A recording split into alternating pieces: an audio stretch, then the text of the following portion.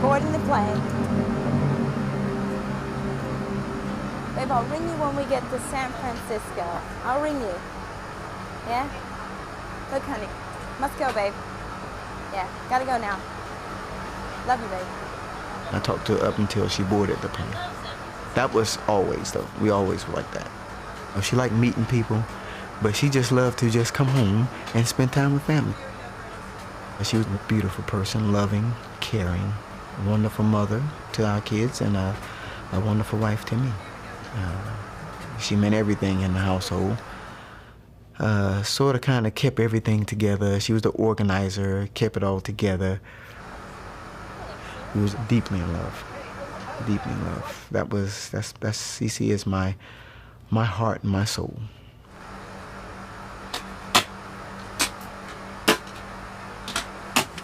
Hey, Leroy, what about breakfast? When do you want breakfast? When you're ready. Okay, about maybe 30 minutes out. Okay.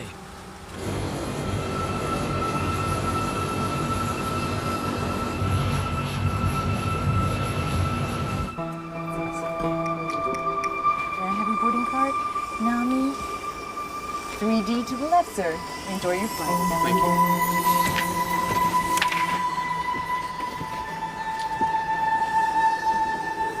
Good morning, sir. Mr. Burnett, 4B to the right, sir. Good morning. He was absolutely everything I had ever wanted in a man. Tom was funny. He had an incredible sense of humor. He was highly intelligent. He had an IQ of 175. He seemed to know a little bit about everything and was just a wonderful conversationalist. He was handsome and athletic. He had great faith in God, and he loved his family. He was certainly the perfect husband for me.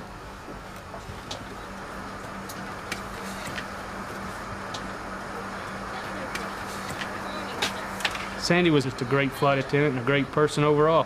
She just loved it, you know, and that's one reason she was hesitant to quit, because I kept prompting her to give it up since we had the kids. I saw her for about 15 or 20 minutes before she caught her flight to Newark. And unfortunately, we were a little bit snippy with each other because I was upset she was going to work, and she was upset that I didn't understand why she was going to work. And she said, well, I'll be home day after tomorrow. And I said, okay. And the flights to Newark were all delayed or canceled, so she sat down in Charlotte for, I think, 6 or 7 hours. And I called her every hour just saying, sweetheart, just get on a flight and come home. Just get on a flight and come home. You know, I'll pay you the $200 you're going to make for the trip. Just get on the flight and come home. No, no, no. She was just beautiful, friendly, outgoing, vivacious, warm, loving. I mean, there's so much I could say about Sandy. She's a wonderful woman.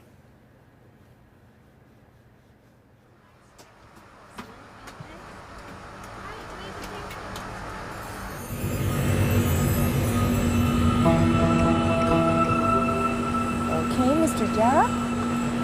That's it. It's 1A to the right, sir. It's right here.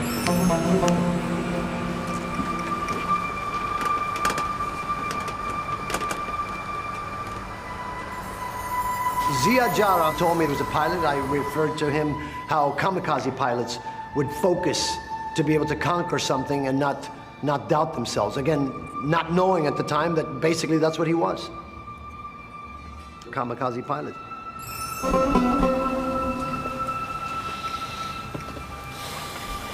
My background is 8 black belts, 4 master's degrees. At the time, I didn't realize his purpose, but I trained diligently. I trained the military, I trained police officers, and what I trained them in is how to take control, how to make a subject do what you want. And basically, this is what he was learning to do. Okay, Mr. Gandhi, 3C to the left, sir.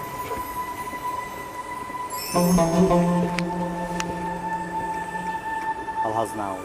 Al-Haznawi. Yes, sir. That's 6A to the right, sir. Just along here. Have a good flight, sir.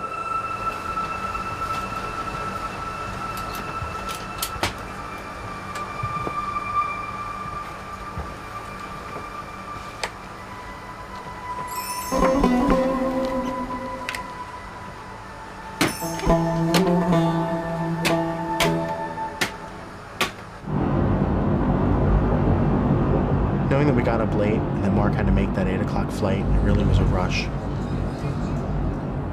We exited off the highway into the airport complex. I pulled in the curb, the door opened, Mark jumped out of the front seat. He, gave me a quick hug and a kiss, threw the seat forward, pulled his canvas rugby bag out of the back seat, threw it over his shoulder, closed the door, gave me a quick wave, and walked through the automatic doors, and he was gone.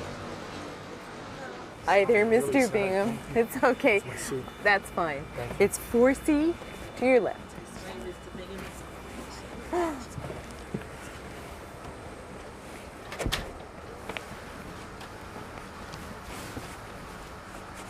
Mark was an amazing man. He truly drank from the cup of life with both hands.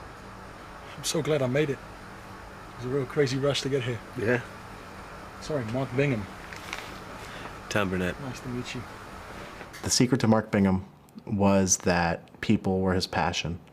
You could put him in a crowd of people and he would light it up.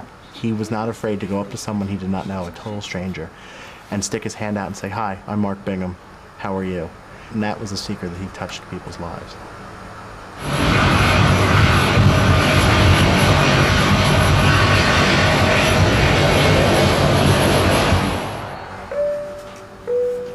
Good morning, this is Jason Dahl, your captain speaking. We have a traffic jam this morning. We are in a queue for takeoff. Please remain seated and keep your seatbelts buckled up, and we will hopefully be cleared off for takeoff shortly.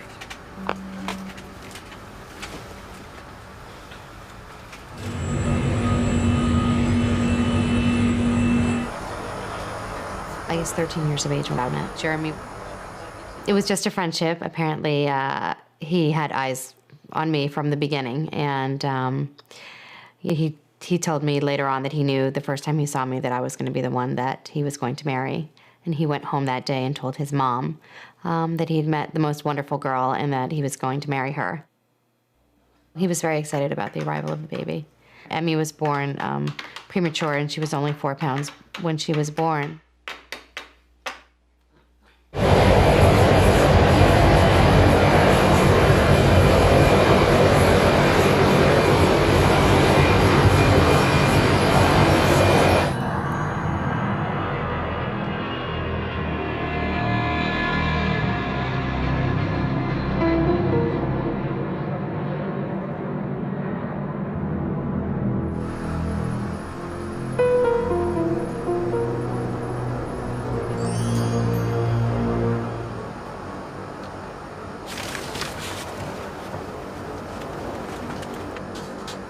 Debbie was the purser on that flight, Flight 93. That's the head flight attendant. She absolutely adored flying. And it was so much a part of her life and part of her personality in so many ways. She really soared through life. She loved to meet people, meet all different types of people, all different cultures. She would often take food that was left over from the planes. She would pass the food out to homeless people on her way home. Awesome.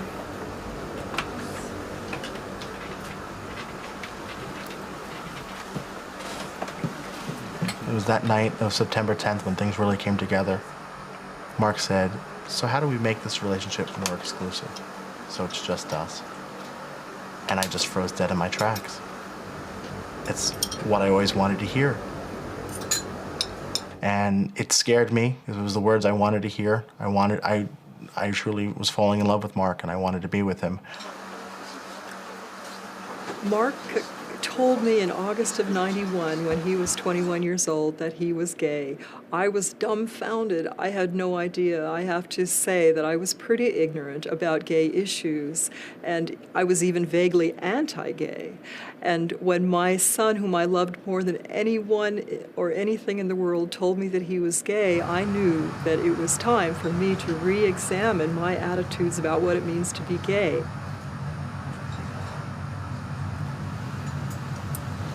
I think I'm not very hungry. Just running over so quickly to get here. Come on. You get much less like you.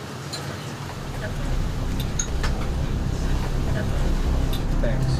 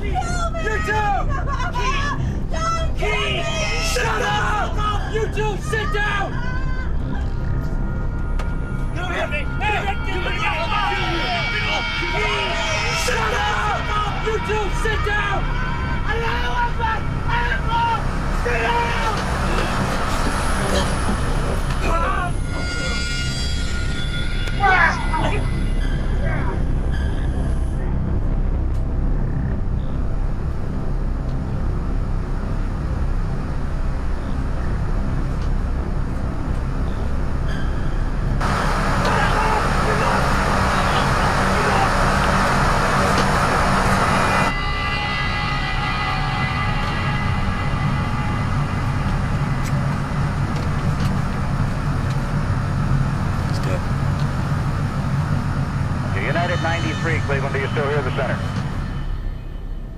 On September 11th, I turned on the television to check the weather, and the first thing I saw was an airplane crashing into the World Trade Center. I immediately thought of Tom. The telephone rang. I looked at the caller ID and knew that it was Tom's cell phone. So I clicked over, and the first thing I said was, "Tom, you're okay," thinking he was calling from the ground. No, I'm not. I'm on United Airlines Flight 93 from Newark to San Francisco, and the plane's been hijacked. Yes, I'm in the air. Just listen. They have a bomb on board. They've already knifed a guy. One of them has a gun. Please call the authorities. And he hung up. I was terrified. I didn't know who to call. I thought, my goodness, who do you call for a hijacking?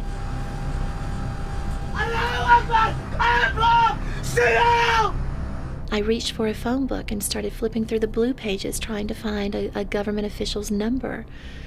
And I thought, okay, I don't have time to do this. So I called 911 thinking that they could tell me who to call. And my first thought was, they're going to think I'm a lunatic. And they transferred me to a couple of different people.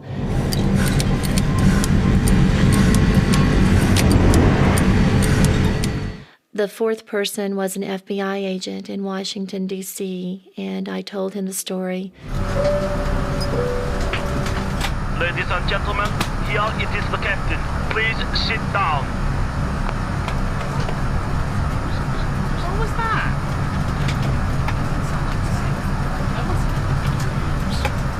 The phone rang again on call waiting. I clicked over and it was Tom. They're in the cockpit. The guy they knocked is dead. I tried to help, but I couldn't get a pulse. Yes, he's a passenger. I then told him about both towers of the World Trade Center being hit, and he relayed that information to the people around him. Oh my God, it's a suicide mission to hit the World Trade Center. Okay, tell me everything you can. What were the planes like that crashed into the World Trade Center? Were they commercial planes? I told him that several airplanes were being hijacked up and down the East Coast, that they had all originated on the East Coast. How many planes? There were definitely 2 planes. But what airlines? What time did this happen? Who are these hijackers? Where are they from? Do we know who's involved? At one point, I asked Tom if he could tell where he was. Wait a moment. I can't tell. I can see a field.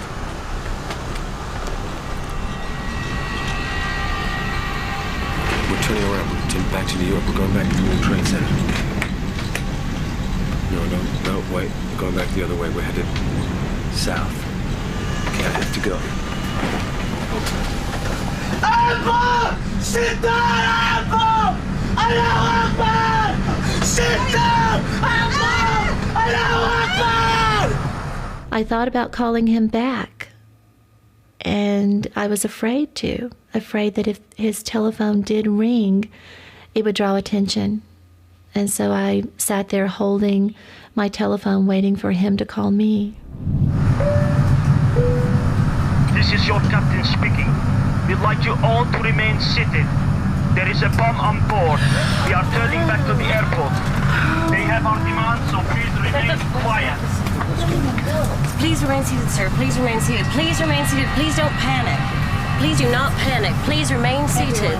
Stay calm.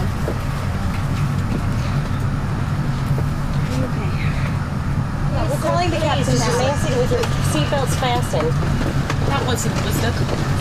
Get up! Move now! Get up now! Move! Get up! To the back! Move now! Move! You up! Up now! Go! Back! Back! Ball! Back! Move! Back! Move! Back! Move!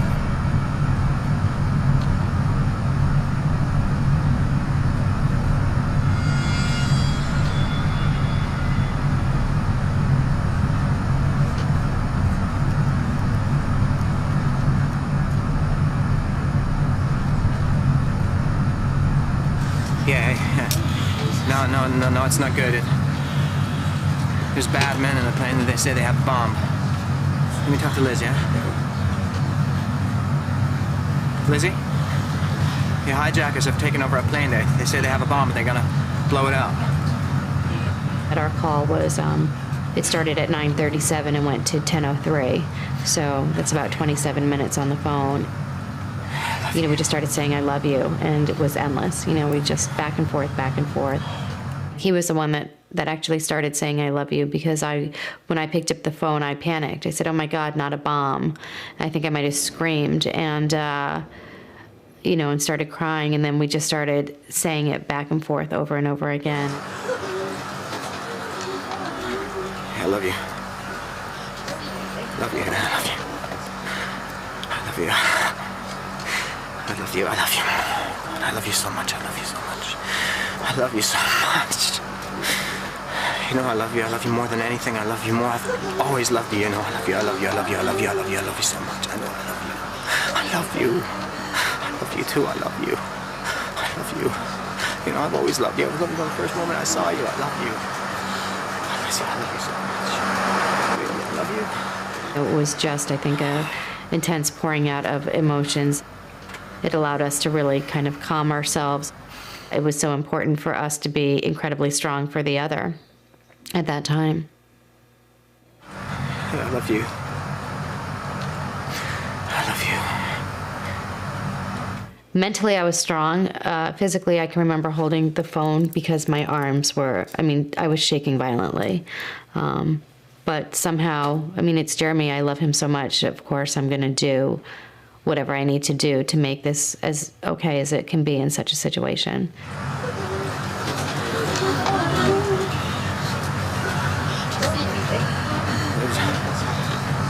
There's 3 of them. They're Arab looking, Iranian possibly. They've got red headbands on, and one of them is standing in the aisle. He's got a sash with a red bag around his waist. Says there's a bomb in it. They forced us to the back of the plane. I'm sitting in the last row. We don't know what's going to happen.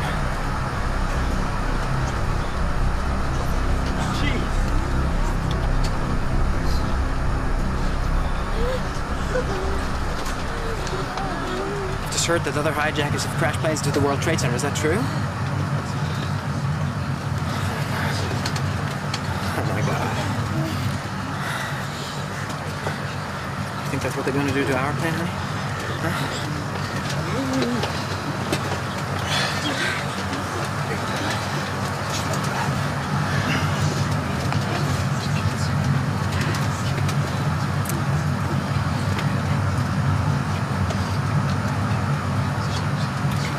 Honey, are you there? Jack, pick up, please. Well, I was asleep. We turned the ringer on the phone off and the telephone upstairs because of the time zone differences. Be it family or friends, when it's 9 o'clock in New York and it's really 6 a.m. on the West Coast. So I never heard the phone. Honey, are you there? Jack, pick up, please.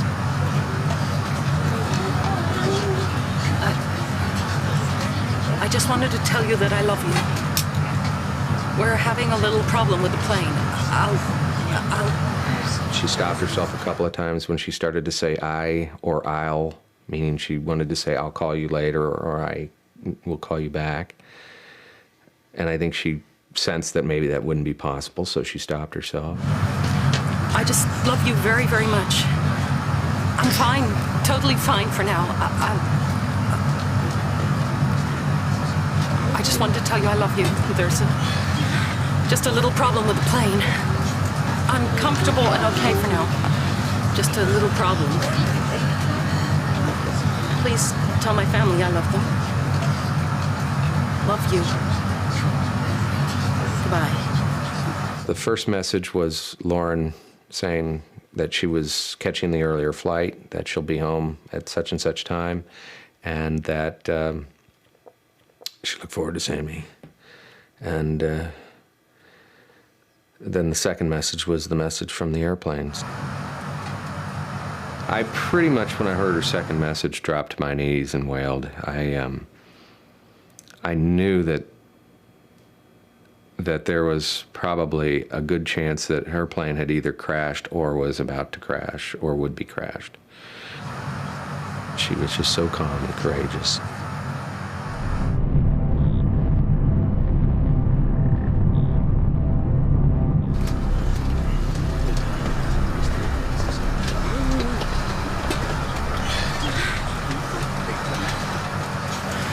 I can't believe this is happening to me. This is awful, you know. I feel so helpless, you know. They've got a bomb, we've got nothing. God, I don't want to die. I've got so much to live for. And then he said he thought he was going to die, and he didn't think he was going to make it off the plane. You know, I pray I can come home and see you and Emmy. You know, I pray this works out okay.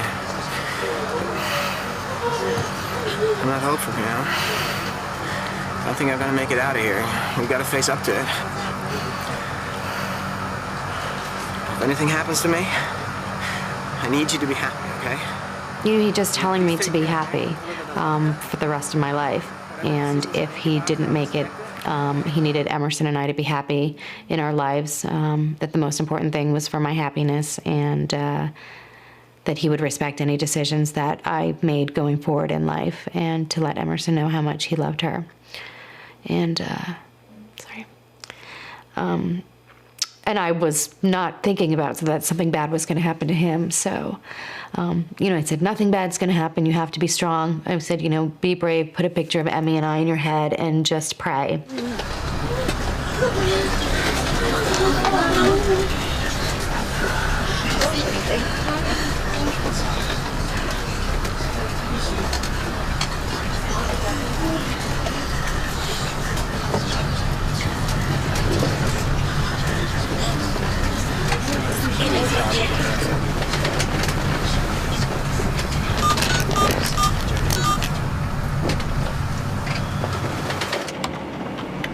Horizon Airphone, this is Terry. How may I help you? Yeah. Hello. We've been hijacked. I'm the supervisor over the call center. When I took over the call, and I said, I understand your plane is being hijacked. Could you give me detailed information as to what's happening? Yes. We've been hijacked. 3 people have seized the plane. And told me his name was Todd Beamer. I asked him if there were any children on that flight. He told me none that he could see. I asked him if anyone was hurt. There are 2 people lying down in first class on the floor. I can't tell if they're dead or alive. The flight attendant's next to me. I'll ask her. Who the 2 bodies? This guy told me that he thinks it's the pilot and the co-pilot. He seems to think the pilot and the co-pilot are the ones that are on the floor. Some of the people on the plane think that they're going to intentionally crash it into the ground. Do you know anything about anything that's been happening? And I told him I didn't know. But from the people standing behind me, I can hear exactly what was going on. We knew that they were suicidal attempts and they were taking these planes down on purpose. But I didn't want him to get upset at all, so I didn't give him that information. He was very calm. He made me even doubt if this was a real life hijacking situation. He was very calm. But the more we talked, I knew it was for real. The plane started to fly erratic. You can tell he was excited in his voice. And he said, "We're going down. We're going down. We're going down. We're going down." Oh, wait. No. Hold on. No, wait. We're turning around. We're turning around. Oh, Jesus, help us.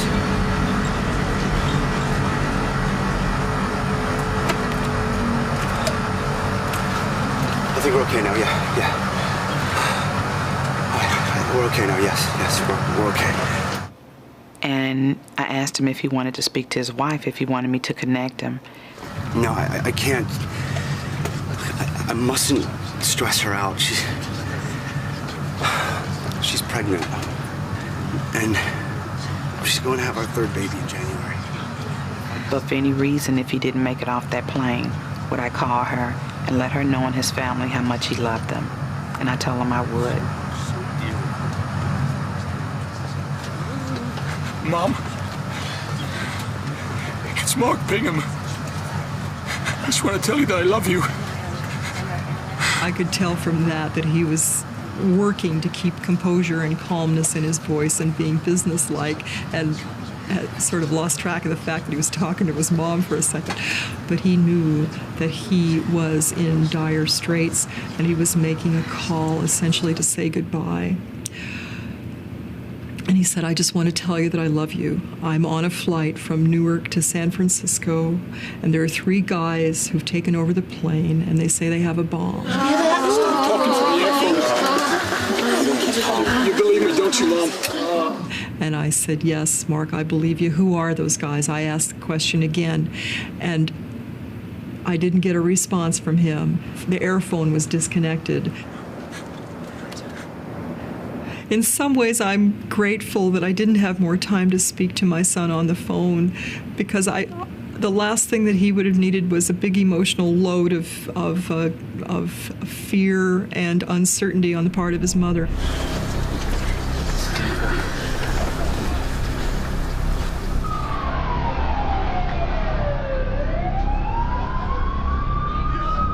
I was watching the television, and they reported another plane crash. They didn't say the flight number, and I just immediately thought it was Tom's plane. And I just began to cry, wailing, thinking that it was his, and realized that I was frightening the children. And so I began to try to get control of myself. And as I was trying to gather my emotions, the telephone rang again. It was Tom's 3rd phone call. And so my first thought was, he survived the plane crash. And I was so glad. I said, Tom, you're okay. And he said, no, I'm not. No, I'm not. And I said, they just hit the Pentagon. That's unbelievable. They've just crashed a plane into the Pentagon. Can you imagine? Jeez. Okay, I need details. Who's behind it? What do they want? What airlines are involved? How many have crashed? What's the likelihood of them having a bomb on board? No, I don't think they have one. I think they're just telling us that. I did tell him, based on my experience as a flight attendant and training as a flight attendant, that an airplane could survive a bomb blast if the bomb was in the correct place on the airplane. He didn't seem to be very interested. He was concerned mostly with their taking back the airplane. We're going to have to do something. They're talking about crashing the plane into the ground. We're going to have to do something. Look, I'm putting a plan together to take the plane back from the hijack. I asked who was helping him, and he said a lot of people. Different people. Several people. There's a group list. We're going to think about this. We're going to do something. Something's going to happen. He told me not to worry. I was very worried. But he was also very good at instilling in me the confidence that he had everything under control. I knew that Tom could do anything. And I really believed that morning that he was capable of handling the situation aboard that plane. I thought he would be home that night. I expected him to be home that night. And more importantly, he expected to be home that night. It's nice to see you again.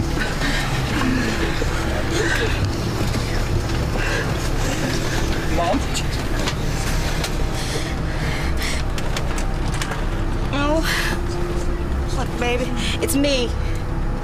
Our plane has been hijacked. It's Flight 93. There are 3 hijackers with knives. At least 2 people have been killed. These guys are Arab looking. I love you, babe. You tell the kids I love them too. I love you. I pray the Lord God protects us all. And I hope I see your face again.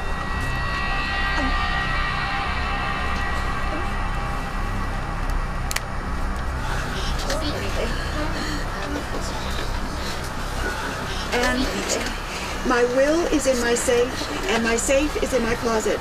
And if you go in there, the combination is 633663. And I don't know if I'm going to get a chance to say this to you again in person. I hope so. But I really love you, Els. And I'm really going to miss you. We'll get towards the door. Goodbye.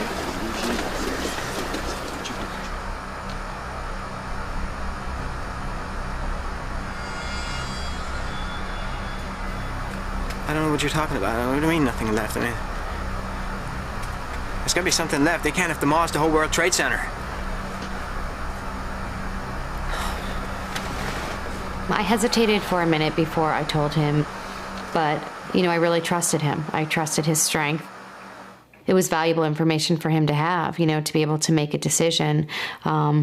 You know, most times a hijacking, they land the plane or they blow it up. And this was a completely different type of hijacking. You must call your people. Okay. Remember, it's going to be harder on them than it will be on us. Then I heard an announcer say on the television that a small bomb had gone off at the Pentagon. And I just knew it was something huge and horrible. And the call was coming in, and it was Elizabeth.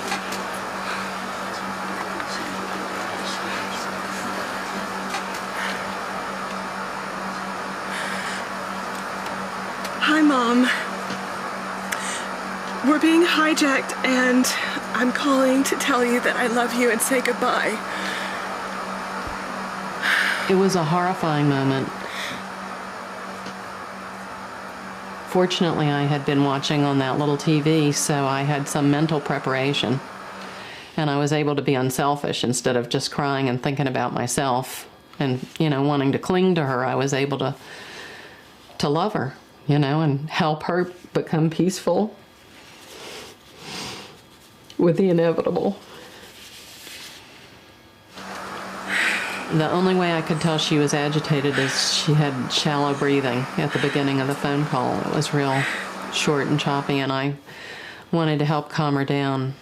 And so I said, look, Elizabeth, I've got my arms around you, and I love you. Let's just be together here. I can feel your arms around me. And I love you too. So I said, let's just look out the window at the beautiful blue sky and take some deep breaths together.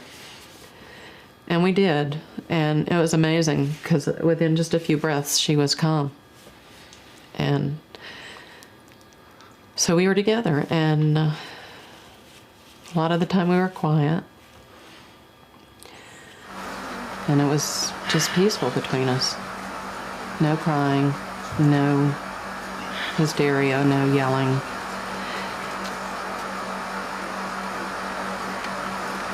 Gosh, I'm not even talking.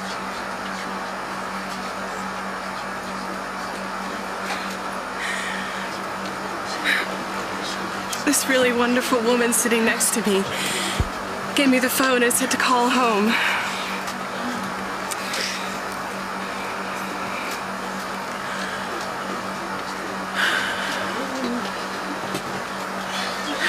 Do you know what's happening? I said no because I felt the only way I could be calm and be the best mother I could be was to say no. And I felt like if it was important for her to discuss it with me, she would still go ahead and discuss it. but I just didn't want it to be about me. I wanted it to be unselfish. And I knew I would end up being a crying, clinging mama.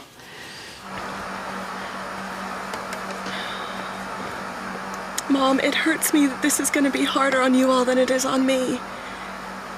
And I think that's a perfect example of Elizabeth's unselfishness, that in the midst of all of that, she could be thinking about the impact of it on us. Give my love to Tom and Sarah.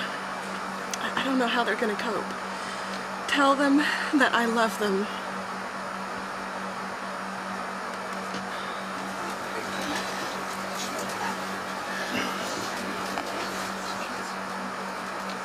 I know Omi and Grandmom are waiting for me. And that was a beautiful thing she did say.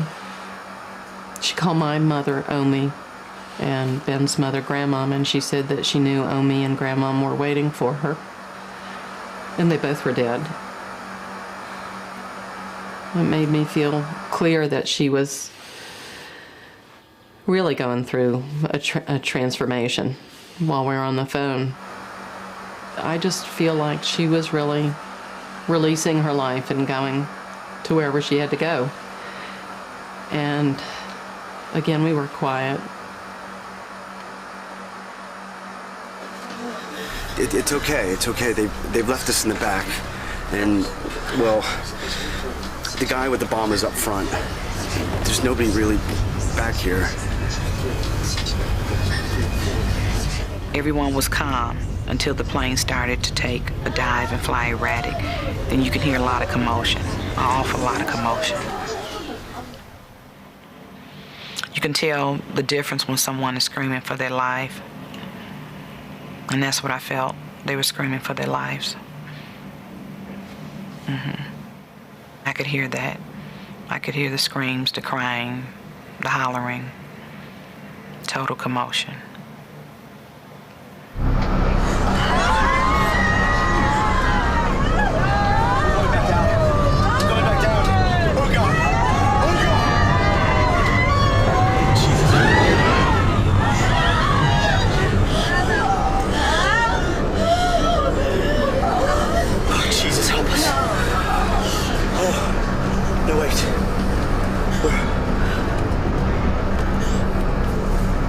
That was the worst part of my entire conversation with him, was hearing the commotion of those passengers.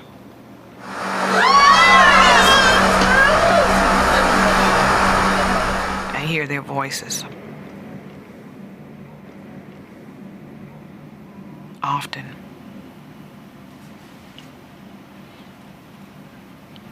Something I'll never forget.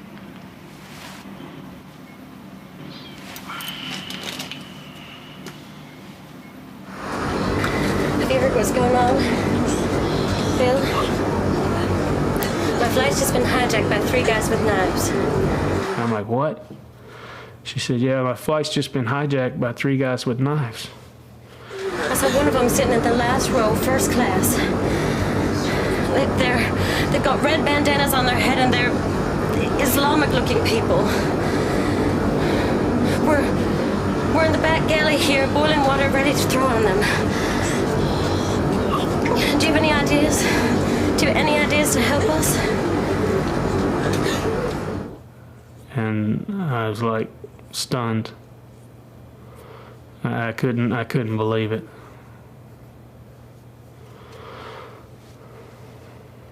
And I said, I can't think of anything, sweetheart. It's flight 93 to San Francisco. We were delayed. We didn't leave until about 8:40. Well, they just herded all of us to the back, and there's a few people still left in first class.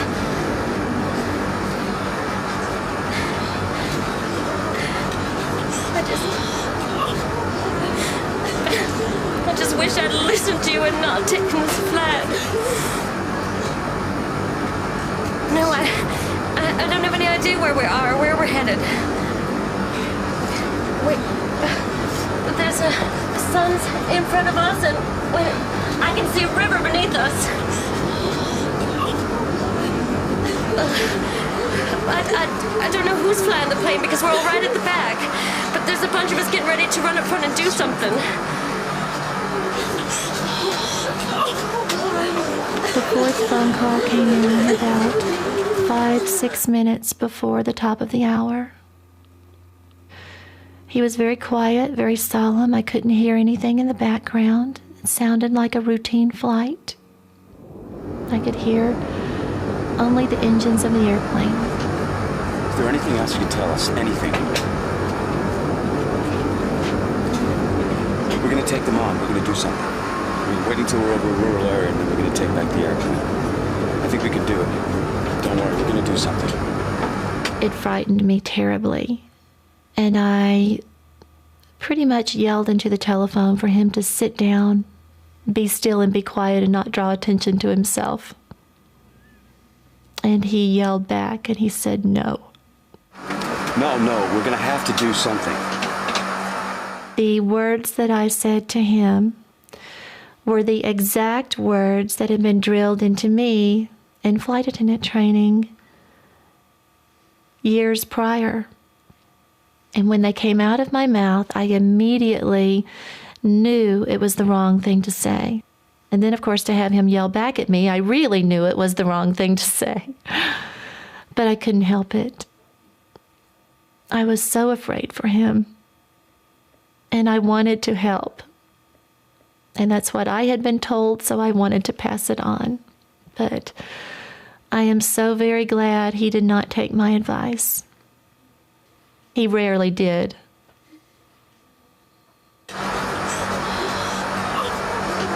I told him that I had called the authorities, and he said, I don't know what they could do. It's up to us now. I think we can do it. How are the children? Are they okay? I told him that the children wanted to talk to him. Tell him I'll talk to them later. I told him about his parents, that they knew his plane had been hijacked. And he scolded me. Well, you shouldn't have worried my parents. How are they doing? I told him that I loved him and asked if there was anything else I could do.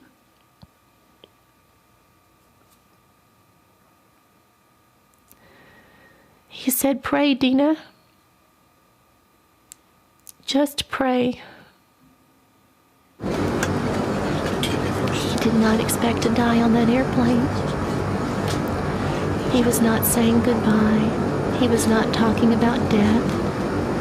He was not reviewing his life. He was formulating a plan. And he was coming home.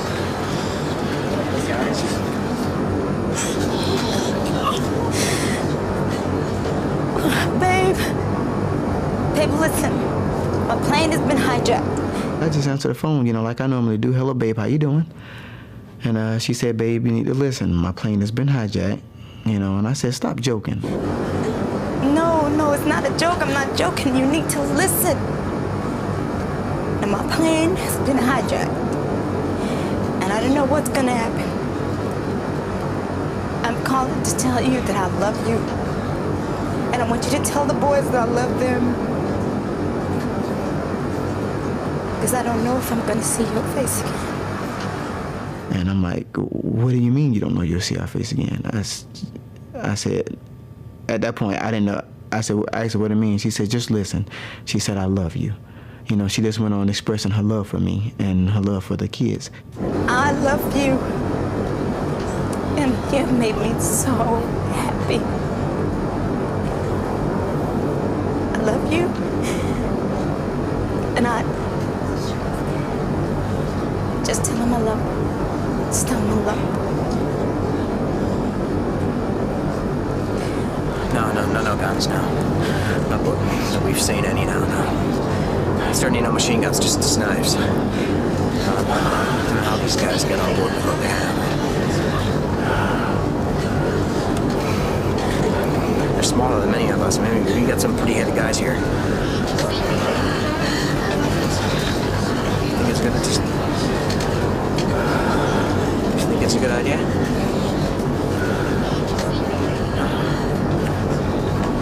Should we risk it? I mean, what do you think? Should we give it a go?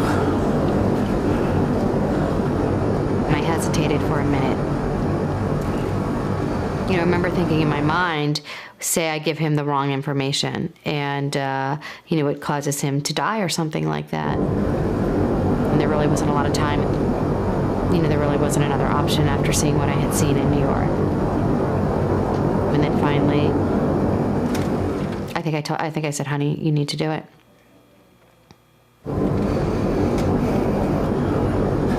Always got my plastic butter knife for breakfast, huh? Look, please, do you mind? Would you help me? Will you say the Lord's Prayer with me? But I didn't hesitate to recite it with him.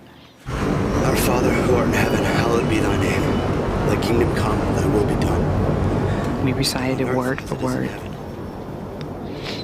Give us this day our daily bread. We did it in a calm voice. We did it together, very calmly. And I think that just gave him the strength, because after that, that's when he told me that he's going out on his faith and they're going to jump the guy with the bomb. I told him I would stand behind him. That's what he chose to do.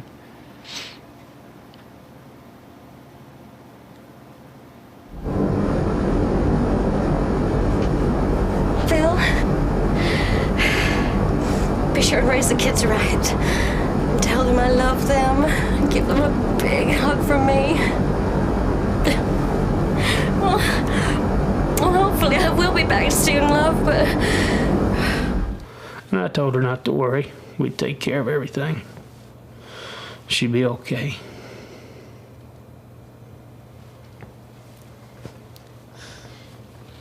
Just remember, I love you, and I've been so happy with you. I love you too.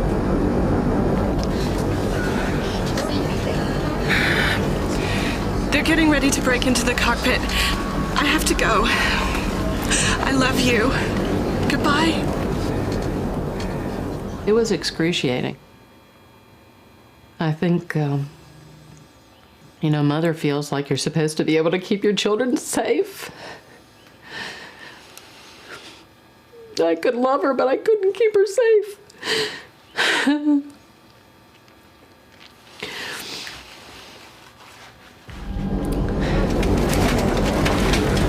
Trying to jump the hijacker with a bomb. I'm taking a vote. You guys gonna do it? Yeah? All of us? Yeah? Yes. Well, we should do it now then. I'm gonna give it a shot. Listen, I'm gonna leave the phone right here, yeah? I'll be right back. I love you.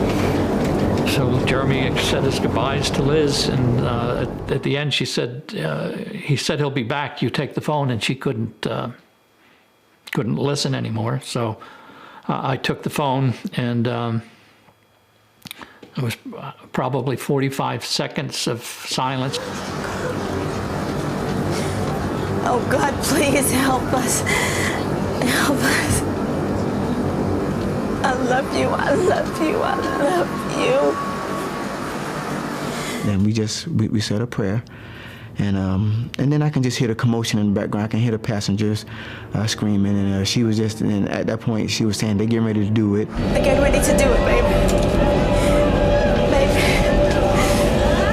I love you. They're getting ready. They're getting ready to do it.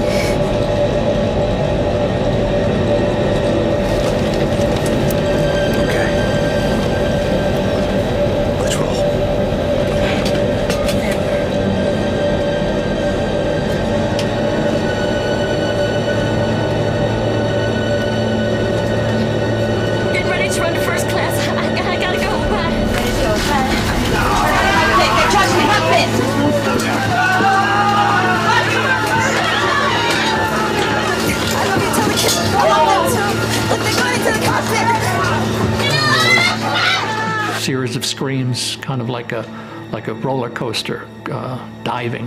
I mean, just a mass of people with a scream, and I presumed at that point that there was some type of struggle going on, and it was, you know, as if the plane was diving or turning or flipping. No, come on!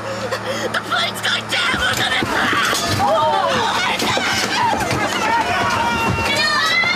can just hear the boom, boom. I can hear the bamming. I can hear that part, and I can hear guys, you know, I can hear guys' voices and, you know, just excitedly, like a confrontation.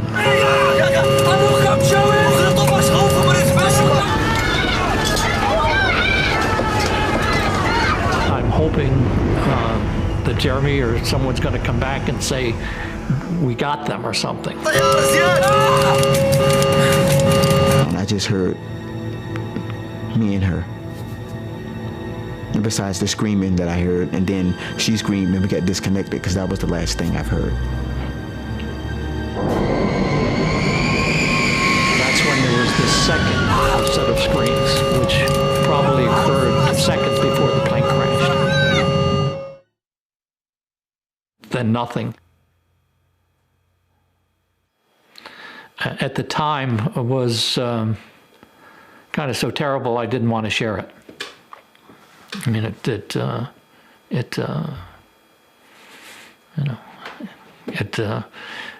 I still hear the noise every now and then. So it's not something that I talk about a lot.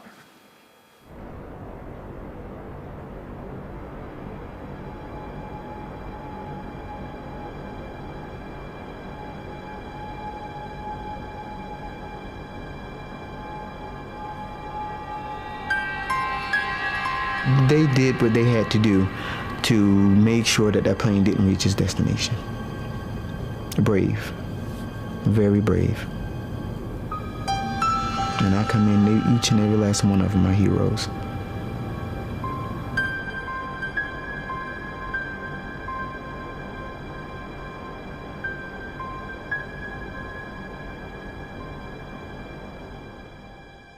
I can remember what happened. I can remember the feeling. I can remember the windows. I can remember the sun coming through the windows. I can remember the unmade bed. I can remember his smell. I can remember his genitals.